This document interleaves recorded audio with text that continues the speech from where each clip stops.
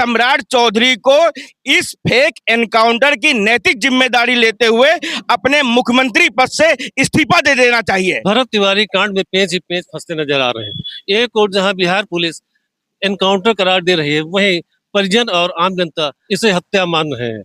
सबसे बड़ा सवाल यह है कि जब भरत तिवारी के ऊपर कोई भी अपराध पंजीकृत नहीं था और बिहार पुलिस ने 16 जून को उसे मानसिक विक्षिप्त करार दे दिया था, तो उसके बाद ऐसी कौन सी मजबूरी आ गई कि 17 जून को उसका एनकाउंटर करना पड़ा।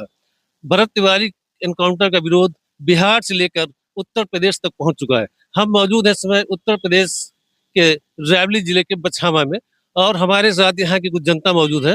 भैया क्या नाम है आपका? हरिओम चतुर्वेदी, भारतीय जनता पार्टी कार्यकर्ता, बछरावा, रायबरेली। भरत तिवारी कांड को आप कैसे देखें?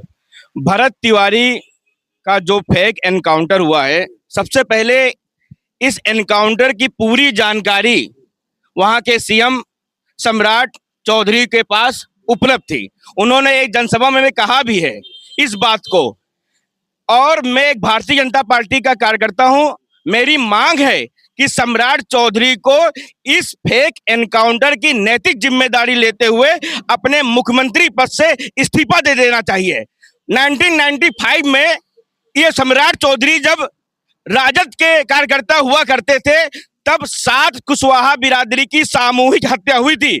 उस हत्याकांड में इनका नाम आया था। तब यदि इनकी हत्या हो गई होती, इनका एनकाउंटर हो गया होता, तो क्या ये 2026 में मुख्यमंत्री बन पाते?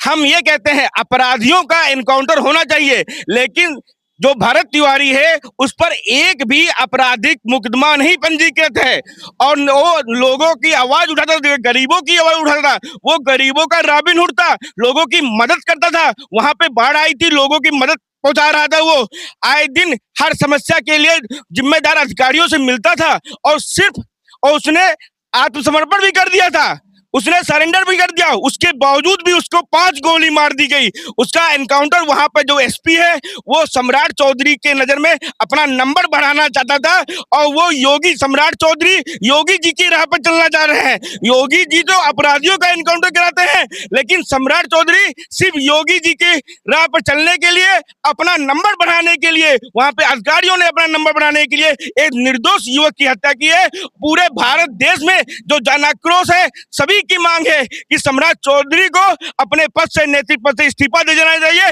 जब वो एक नागरिक की सुरक्षा नहीं कर सकते हैं तो कैसे बिहार वासियों की सुरक्षा करेंगे? आप सुन पा रहे थे कि भरत तिवारी गरीबों का रॉबिन हुड था। ना कोर्ट लगी, ना जिरा हुई, सीधे सजा, और सजा भी ऐसी कि सीधे सजाए मौत। हमारे साथ मौजूद है भैया, क्या नाम है आपका? मोहम्मद ताहिर, कांग्रेस नेता, उत्तर प्रदेश। क्या कहना है आपका इस बारे में? हमको वहाँ की सरकार के खिलाफ और वहाँ की सुरक्षा के खिलाफ और वहाँ की व्यवस्था के खिलाफ ये बोलना है, अगर वो चारों सिपाहियों ने जो भी इनकाउंटर किया है उनकी सीडीआर निकाली जाए, उनके तार कहाँ से कहाँ तक जुड़े हैं, उनको कैसे ये इनकाउंटर करने का आदेश मिला और कैसे कैसे इनकाउंटर किया, वहाँ के चीफ मिनिस्टर को और वहाँ के एसपी को तक ये बात पहुँचाई जाए कि ये सीडीआर निकाल करके इन लोगों के खिलाफ तत्काल एफआईआर की जाए।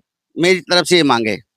आप देख पा रहे होंगे कि भरत तिवारी कांड का आक्रोश बिहार से चलकर उत्तर प्रदेश तक आ गया है और सबसे बड़ी बात यह है कि आक्रोश सिर्फ ब्राह्मण समाज में ही नहीं है, सर्व समाज में है। आप सुन पा रहे थे मोहम्मद ताहिर को, ये मुस्लिम समुदाय से आते हैं और उत्तर प्रदेश की जनता, बिहार की जनता सिर्फ न्याय चाहती है। आलोक चौधरी, C9 TV, रायबरेली।